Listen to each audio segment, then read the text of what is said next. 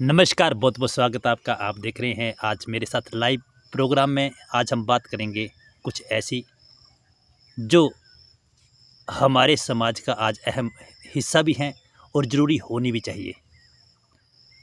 आखिर क्यों पशुओं को अपनी तरह समझना चाहिए? आखिर क्यों दूसरों के लिए अपने जीवन को न्यौछावर करना चाहिए? यानी कि बात करेंगे परस्वार्थ की। स्वार्थ नहीं, परस्वार्थ। जो आज परस्वार्थ की भावना है वो समाज में कहीं न कहीं लुप्त होती दिखाई दे रही है। लेकिन फिर भी कुछ ऐसी हमारे पास चिन्हित प्रतिमाएँ हैं जिनको बोल सकते हैं कि पद चिन्ह है हमारे पूर्वजों के, जो हमें इन चीज़ों पर चलने पर मजबूर करती हैं या हमें बार-बार प्रेरित करती हैं। लेकिन फिर भी आज क्यों ज़रूरत है इन चीज़ों की, और क्या कारण है कि आज हालात बदल गए हैं? पूरा देश नहीं, पूरा विश्व की बात करेंगे कि पूरे विश्व में आज एक चर्चा का विषय बना हुआ है कि आखिर महिला सुरक्षा कहाँ पर चली गई? आज भारत की प्रधानमंत्री भारत की जो राष्ट्रपति हैं वो हमारी महिला हैं। जहाँ पे आज का मुद्दा एक चर्चित हुआ है कोलकाता का, वहाँ पे मुख्यमंत्री महिला हैं। लेकिन फिर भी महिला सुरक्षा की ये जो व्यवस्था है तार-तार बात करने की कोशिश करेंगे। आज इन मुद्दों के ऊपर हम आज अपने समाज सेवी और बड़े भाई, जिनके साथ अक्सर हम सोशल मीडिया के ऊपर जो है वो एक्टिव रहते हैं, उनके साथ बात करने के लिए, और लगातार जो मैं बात कर रहा था कि पशु प्रेमी क्यों, आखिरकार इन पशुओं के साथ प्रेम क्यों? भाई जी, बहुत बहुत स्वागत है आपका। नमस्कार जी। सबसे पहले थोड़ा अपना दर्शकों को अपने बारे में बताएं। मेरा नाम सुधीर कुमार बलौरिया है। तो मैं यहीं गांव का रहने वाला हूँ, पास में ही मेरा घर है। और कुछ पहचान बताने के लिए कुछ खास तो है नहीं, आप क्वेश्चन पूछिए। पहचान आप ही दीजिए, पहचान अभी तक कुछ बनी नहीं है। बड़े भाई, मैं जानना चाहूँगा कि ये जो पशुओं का प्रेम है, जो हमने आप अक्सर सोशल मीडिया के ऊपर देखा है, आपके साथ हम जुड़े रहते हैं, आप बम्बई में भी रहते हैं तो ऐसे कार्य करते हैं। यस। आखिर क्या आज ज़रूरत बनी है पशुओं के ऊपर इस प्रेम को जगाने की? देखिए, प्रकृति में जो भी जीव है, कोई भी पशु है, पक्षी है या कोई मनुष्य है, हमें हमेशा सबके साथ बहुत ही निश्चल मन के साथ प्यार करना चाहिए। ये प्रकृति है, पेड़ पौधे हों, प्रकृति हो, सबसे प्यार करना चाहिए। जब हम इन सबसे प्यार करेंगे तभी सभी जगह खुशहाली आएगी, और खुशहाली के लिए हमें सबके साथ मेंटेन करना है। आप कह रहे हैं कि जी पशुओं के साथ अच्छा मित्रता का व्यवहार करना चाहिए, लेकिन कई करना बार हम गलियों में जाते हैं तो वहाँ पे कुत्ते खाने को पड़ जाते हैं, कई बार टीके लगवाने पड़ते हैं, क्या करें? कहाँ जाएगा बंदा? देखिए, इसकी ये एक समस्या ऐसी जटिल है कि कुत्ते रोड पर आए क्यों? लोगों ने विदेशी कुत्तों को पालना शुरू कर लिया। मैंने कुछ दिन पहले एक वीडियो देखा, उसमें एक आदमी कुत्ते को पैर भी धुला रहा है, शैम्पू कर रहा है और बहुत अच्छे रूम में उसको बेड लगा के सुला रहा है, कपड़े पहना रहा है। लेकिन स्ट्रीट में इतने डॉग हैं, इनको किसी ने फीड तक नहीं किया। बड़े दयनीय हालत में है। हम लोगों को सबसे पहले अपना सुधार करना चाहिए। हमारे जो देसी कुत्ते हैं, भारत के अंदर ही जो कुत्ते हैं, उन सबको घर में पाल लेंगे तो रोड पे कुत्ते मिलेंगे नहीं। और विदेशी नस्लों को कुत्तों को पालने का जो खर्चा है, इनके ऊपर वो 10% भी नहीं।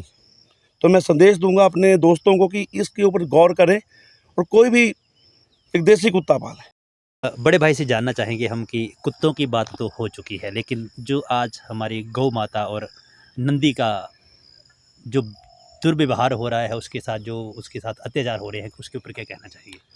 देखिए, आधुनिक युग में मशीनों का थोड़ा प्रयोग ज़्यादा होने लग पड़ा है, और जब मशीनें ज़्यादा यूज होंगी तो बैल की ज़रूरत क्या?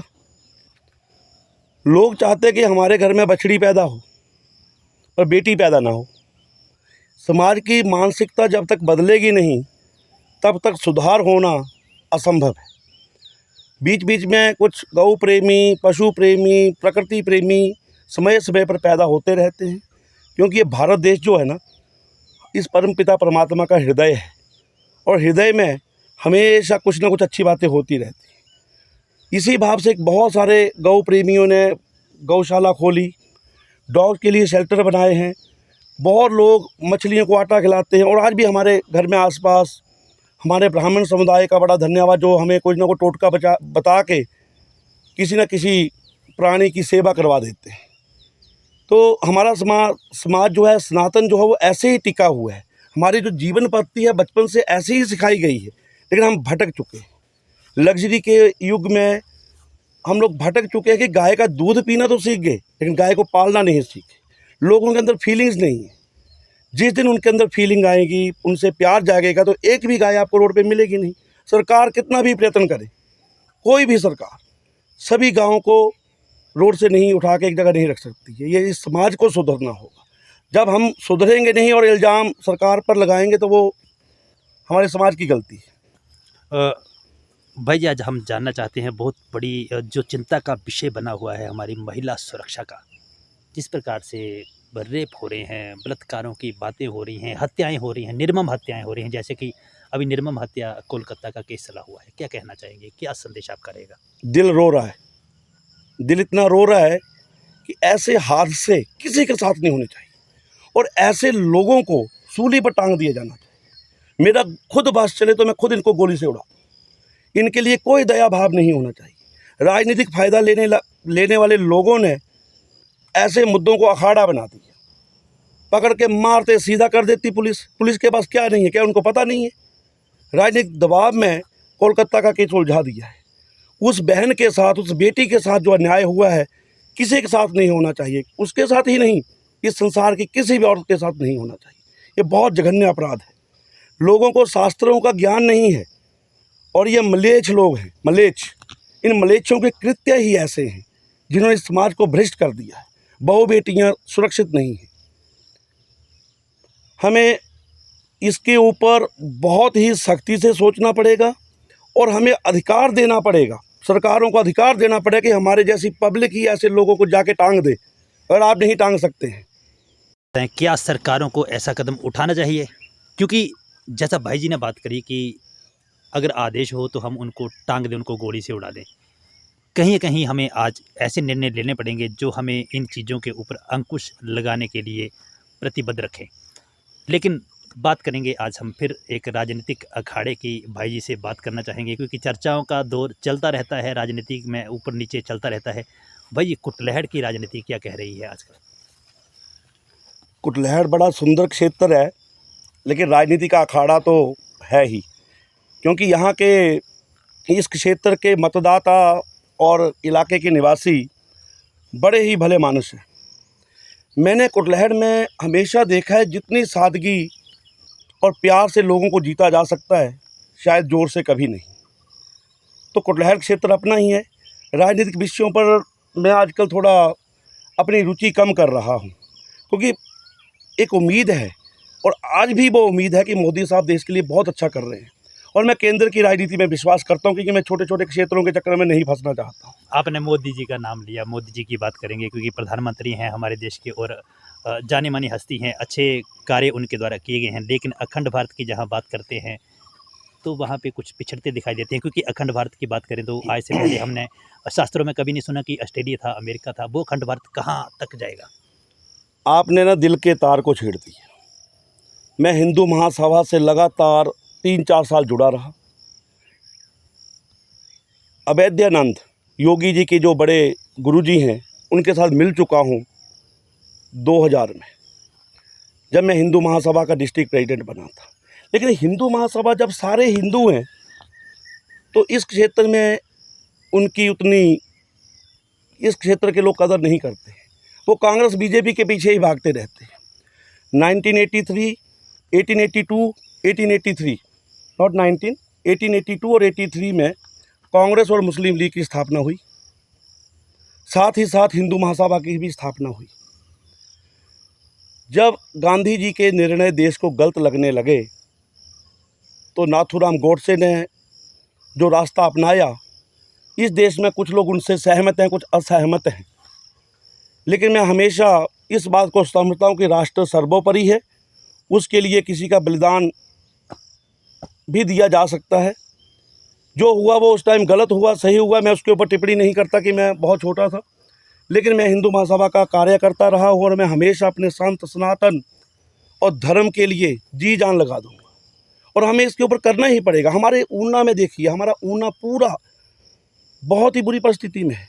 मैंने कांगड़ा में 120 बंगाली परिवारों को हिंदू धर्म में कन्वर्ट करवाया था। मैं था और डॉक्टर नीलेंद्र गौतम थे कांगड़ा से। हमने बड़े ज़ोर शोर से उनको मना के वो काम किया था। लेकिन आज देश कहाँ जा रहा है?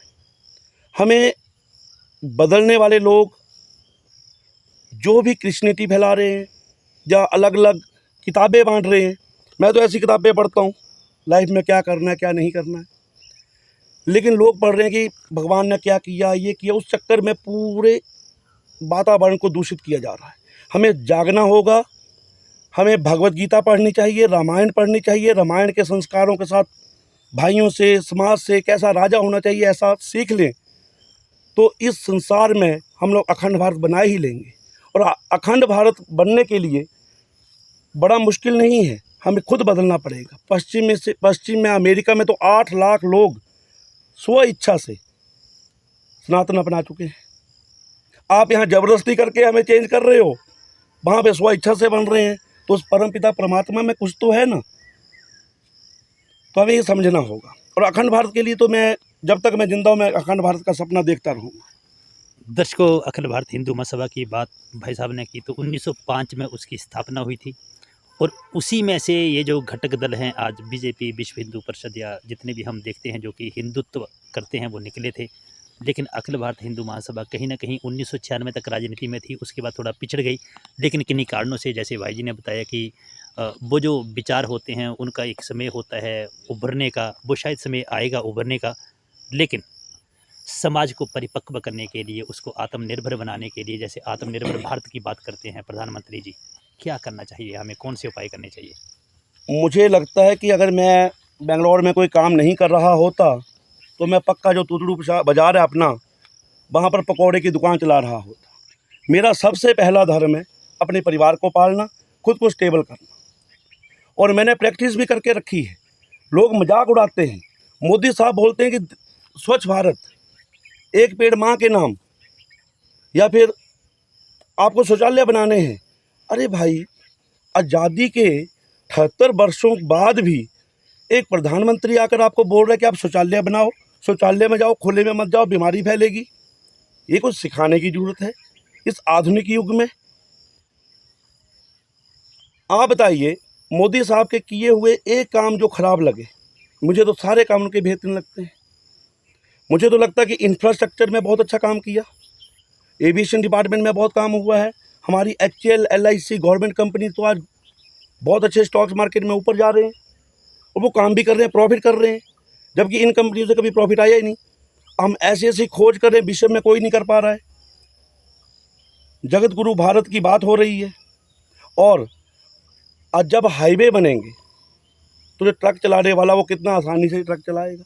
पर हाँ, स्पीड ज़्यादा हो गई और हम बोलते हैं कि थोड़े कानून को फॉलो करो, तो ड्राइवरों के पेट में भी तकलीफ हो जाती है कि हमें रूल क्यों फॉलो करना है। अरे भाई, कोई कार में जा रहा है, कोई एक्सीडेंट हो, हम रूल सख्त होंगे तो बचाव भी होगा। चाहिए कृषि कानून इतना अच्छा था कि लोगों ने खुद अपने पैरों पे कुल्हाड़ी मार ली। आप खुद पैकिंग करके फॉरेन बेच सकते थे, लेकिन अगर हमें अंबानी के आगे ही बेचना है और आप डर के अपने कृषि कानून ही लागू नहीं होने दिया, तो ये आपकी गलती है। आपको सही मूल्य मिलता था, आपके खेत में टमाटर उगे और सीधा टेम्पू यहाँ से भर के ले जाए पैकिंग करके और विदेश पहुँचा दे, आपको ज़्यादा ही मिलेगा ना। लेकिन लोगों ने उस चीज़ को समझा ही नहीं। हमें समझना होगा, बहुत सारी बातों में सुधार करना पड़ेगा, क्योंकि युवा भी आजकल काम करके राजी नहीं, और जो काम कर रहे हैं एक भी भूखा नहीं मर रहा है। मैं इस बात में बहुत लोगों को जानता हूँ, जो आदमी कुछ ना मिले यार, पकौड़े तल लो, किराना दुकान खोल लो, कोई कपड़े की दुकान खोल लो, वो नहीं हो सकता तो पढ़ो, पढ़ के IT इंजीनियर बन जाओ, या एक टैक्सी चला के भी अच्छी सेवा कर सकते हैं। और मुझे मोदी साहब की बात याद आती है 2014-15 में, कि कभी भी आप सेवा करना चाहते हो, किसी भी क्षेत्र में सेवा कर सकते हैं। आपको सेवा करने के लिए सेना में ही जाने की ज़रूरत नहीं है, आप यहाँ रहकर भी अपने समाज के प्रहरी बन सकते हैं। ये भी सेवा है और हमें करना चाहिए। आने वाली पीढ़ी जो है उसको संस्कारों का बड़ा अभाव हो गया है, शायद हमें भी रहा होगा उस एज में, लेकिन कहीं ना कहीं मिट्टी से पकड़ मजबूत थी। आज मोबाइल के ज़माने में जितने फ़ायदे हुए उतने नुकसान भी हो गए, और हर घर के पेरेंट्स परेशान हैं कि हमारे बच्चे मोबाइल की लत से छूट जाएं। तो समाज को सुधारने के लिए हमें बच्चों को गांव के छोटे छोटे काम में लगाना चाहिए, छोटे छोटे सामूहिक काम करने चाहिए और इन्वॉल्व होना चाहिए एक दूसरे के साथ। लोग आज बोलते हैं कि सामने वाला बात नहीं करे तो मैं भी नहीं करूँगा। मैं सोचता हूँ कि बात करे ना करे, हम तो भाई पैर पकड़ लेंगे और हमें वही करना है। तो मन शुद्ध होगा तो सामने वाले का मन परमात्मा अपने आप ही शुद्ध कर दे। मोदी जी बोलते हैं एक पौधा एक माह, लेकिन इन्होंने तो कल कम से कम सैकड़ों पौधे बांटे। क्या ज़रूरत थी आपको पौधे बांटने की? या तो पहले ही पौधे हैं हिमाचल में। हाँ, इतने पौधे की चारों तरफ हरियाली दिख रही है, अब कैमरा घुमा के देख सकते हैं। लेकिन हमें कुछ उपयोगी पौधों को इस वातावरण में ऐड करना पड़ेगा कि हमारे पास जामुन के पेड़ हों, आम के पेड़ हों, बट वृक्ष हों, पीपल के पेड़ हों, और इनके ऊपर जब फल लगेंगे 20 साल बाद लगे। हमारा सनातन धर्म में तो याद किया जाता है कि 84 लाख जन्म होंगे, जिसमें 30 लाख जन्म पेड़ों के होंगे। तो कभी हम या पक्षियों के होंगे, कभी पक्षी बनकर उस पेड़ फल को खा लेंगे, पेड़ पर लगा हो, या और कोई खाएंगे। तो ये धारणा है मन में कि हमें कल्याण करने के लिए, लोगों को अपने साथ जोड़ने के लिए, इस पृथ्वी का भला करने के लिए, जैसे जंगलों में आग लगी या फिर बाढ़ आ रही है, पेड़ हमें फल ही नहीं देगा, उसकी जड़ें इस मिट्टी को पकड़ के रखेंगी। जब पूरे के पूरे पहाड़ नीचे गिर जाए तो समझो पेड़ों की पकड़ वहाँ कम हो गई। तो पेड़ लगाने से मेरा स्वार्थ एक ही है कि मेरा हिमालय सुरक्षित रहे और इस पृथ्वी को, जिस हिमालय को हम जॉइंट मानते हैं, पृथ्वी स्ट्रांग हो जाए। ये मैंने एक बात की, इसमें मॉरल एजुकेशन की कमी है। यहाँ पे एक आम का पेड़ है और एक कांटेदार को पौधा है, ठीक है, तो वो कांटे चुभेंगे ही समाज को, आम तो फल देंगे। हमें उन पौधों को उखाड़ना है और फल देने वाले, छांव देने वाले पौधों को और फूल खिलाने वाले पौधों को लाना होगा। वही बात बच्चों पे लागू होती है, वही सृष्टि में पेड़ों के लिए लागू होती है। तो हमें ये करना ही होगा। इनको मॉरल एजुकेशन से चेंज करेंगे तो ठीक है, नहीं तो इनको इतनी सज़ा दो, सुधर जाओ, नहीं तो सरकार सुधार देगी। जब ये बात सरकार करेगी तो हम लोग सुरक्षित महसूस करेंगे। अंतिम चंद शब्दों में भाई जी का संदेश लोगों के लिए। खुश रहना चाहिए, अपनी फिटनेस के लिए दिन रात प्रयत्न करने चाहिए। 11 रूल्स फॉर लाइफ, आजकल मैं चेतन भगत का सीक्रेट्स ऑफ लेवल अप यही पढ़ रहा हूँ, secrets of level up. So how to create and how to develop. So we need to be developed with the good way. We have to do exercise every day, fitness, and we have to regard our seniors, old people. We have to serve the society, animals, birds. So that is the message where every young people should do this and give a good message to the society, and then we will salute our next generations. Thank you brother.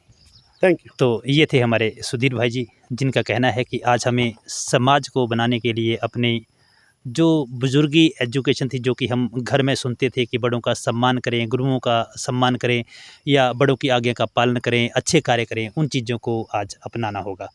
और जो मलेच्छ सोच के हमारे प्रबुद्ध, जिनको प्रबुद्ध भी नहीं बोल सकते हैं, जो कि दुर्बुद्ध जीवी हैं, उनको यही संदेश है कि आप भी अच्छे कार्य करें और सबका सम्मान करें और इस व्यवस्था को चलाने में अपना सहयोग प्रदान करें। इन्हीं शब्दों के साथ धन्यवाद। जय हिंद, जय भारत, जय हिमाचल।